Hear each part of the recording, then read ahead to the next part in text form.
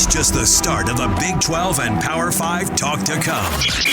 Listen to JJ and Alex Monday on your drive home. Afternoons from 3 to 6 on 97.5, the KSL Sports Zone. Welcome back, everybody. Final segment of this first hour here. Don't worry. Don't fret. We've got another hour right behind it. So it's going to be a lot of Big 12 talk. Mitch, Harper, Alex, Kirry. We're here with you every Tuesday evening right here on KSL News Radio on First and 12. So we love doing this program. You can support it by going and listening to the podcast, wherever fine podcasts are found. Just look up First and 12, and you'll find us right there. The number 12, the 1-2, all right? Yes. Might be confused with some others that are across there, but don't worry, Mitch's people are powerfully smashing those around.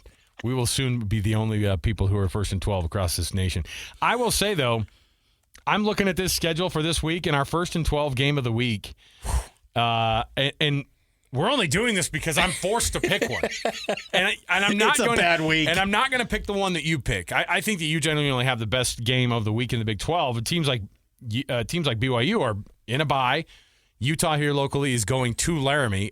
Boo! Like, not only is it a yuck trip for them, but it's not going to be a good game. Did they win their? They're 2-0 though. The 2-0 Pokes. I'm sorry. Banged up QB though, so I think that they beat they beat some MAC team 10-0. Like Akron. That's not Akron. That's not a number you want to put up on a board. If they won 10-0, that's not going to get you top 25 votes. Mitch, you start things off here because I've got to pick for mine. You have the actual game of the week. I've got one that might surprise you as a possible upset. So I've got Friday night, Kansas State at Arizona. And again, a friendly reminder, this is not a conference game. This is the second straight year these two are closing out a home-and-home of non-conference scheduling. Last one we're going to see in this 16-team Big 12 of non-conference scheduling within the league. Kansas State at Arizona. I feel like the season's on the line for Kansas State. Yeah. And Arizona is quietly playing really good. It's kind of like BYU where the quality of opponents have not been good. So it's like, how good are they? But maybe Arizona is due for a bounce back. They've been at home. Yeah. But Kansas State's season's on the line. Brent Brennan, the head coach of Arizona, like, this could be a massive turnaround for them. They could go from being last year just absolutely dog water to being 3-0 out of the gates against competition that aren't great. But at the same time, if you come in there and you make a statement and go, hey, remember how everybody was picking Kansas State and it looks like they're not as good, and we're going to come in and prove that we are better this year? How about Arizona having a year? How about Utah having a year? And again, quietly making these things happen and quietly playing these games. And Noah Fafita, like, don't forget about that guy. He's one of the best athletes in the entire conference. And we wrote him off last year because he went from having a really, really good year the first year to not having a good one, or a really, really good year the year before, not using Tet McMillan and not having a good year in the first year of the Big 12. I think that's a huge turnaround. You could see that absolutely turn both of those programs in the wrong direction from one another. Arizona could go skyrocketing, and Kansas State could see Avery Johnson putting his name into the transfer portal in December. I mean, that's really what we're looking at here. I don't know. To me, and it's so weird. It's such garbage that it's a non-conference game. Fine, they're two power four opponents. Great, whatever. But to make that happen means actually less than you think it's going to. Like that. That's a bummer for me. But such is life of these conferences having to realign, and you have to do these weird marriages at the end of all of it. What are you picking in this light week of games? It is a light week, but I think that a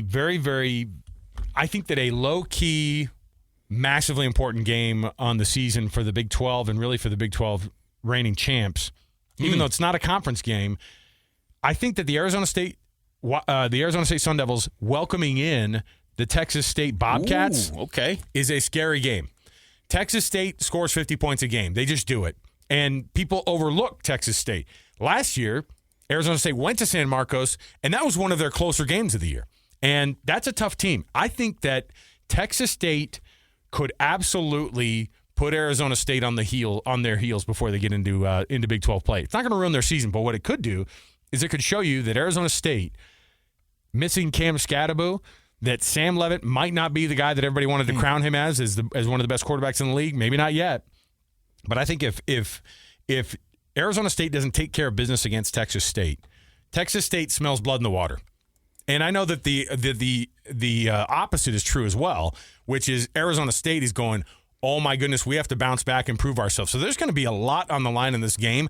I think it's going to be kind of a shootout style game. I think you're going to see a lot of points, and you might see the type of an ending that you saw with Arizona State last week, which is a close game at the end, and it's going to be whoever has the ball last who ends up winning this football game. I like that pick. I was just looking, Texas State, they've scored 95 points in 2 weeks. I'm telling you, they like to numbers. score. They like to score, and it's one of those teams that you overlook because they are third-tier Texas football in college football, right? So true. And they just are overlooked. But they're better than most programs in that state.